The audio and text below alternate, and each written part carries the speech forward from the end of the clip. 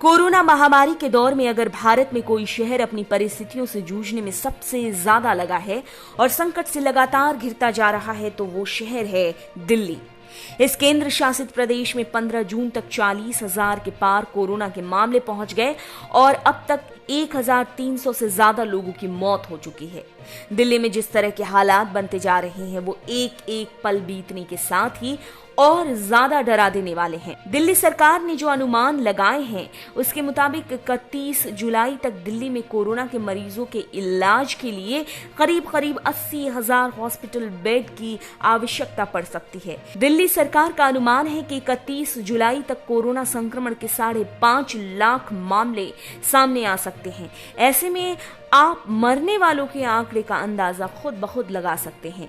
सवाल यह है कि क्या केजरीवाल सरकार इस कोरोना के संकट से जूझ पाने में सक्षम नहीं है? क्या कोरोना वायरस ने केजरीवाल सरकार की नाकामियों का पर्दाफाश कर दिया है? क्या इस बुरी परिस्थिति के बीच केजरीवाल सरकार और उसके झूठ का काम तमाम हो गया है?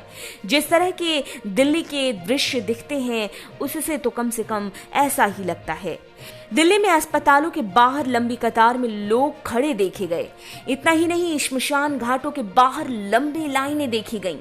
31 जुलाई वाला सरकार का आंकलन अगर सही हुआ तो स्थिति बहुत ही भयावह हो सकती है।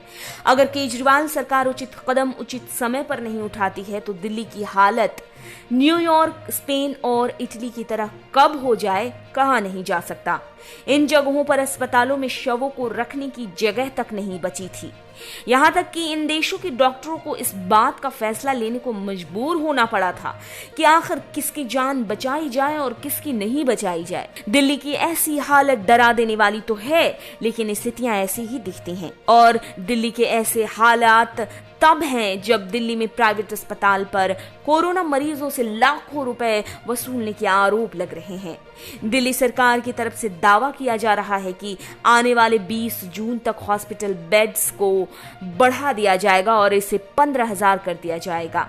इसके अलावा दिल्ली में कोरोना वायरस की चपेट में आने से मरने वालों के अंतिम संस्कार के लिए तय श्मशान घाटों और कब्रिस्तानों की संख्या में भी इजाफा कर दिया गया है और इसे 6 से बढ़ाकर 12 कर दिया गया है। इसके अलावा एक बात और है जो काफी ज्यादा गौर करने वाली है और दिल्ली वालों की चिंता को बढ़ा देने वाली है। दरअसल पिछले महीने ही दिल्ली सरकार पर ऐसे गंभीर आरोप लगते रहे हैं कि कोरोना से जुड़े मौतों के आंकड़े को दिल्ली सरकार की तरफ से छुपाया जा रहा है।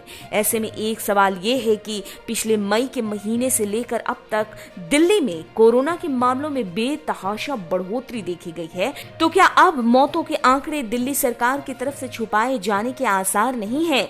दिल्ली सरकार पर आरोप लगे थे कि वो राजधानी में कोरोना की स्थिति को बेहतर दिखाने के लिए मौतों के आंकड़े को जानबूझकर कम दिखाने में लगी है।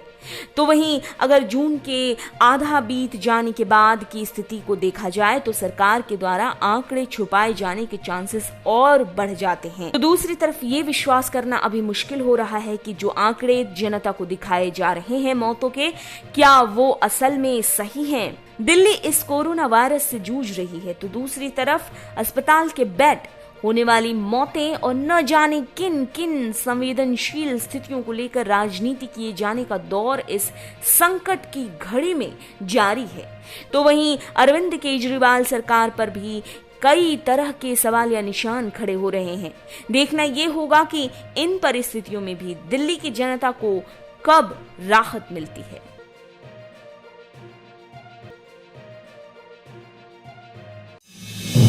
आप देख रहे हैं नेटरिक न्यूज, साहस सच कहने का।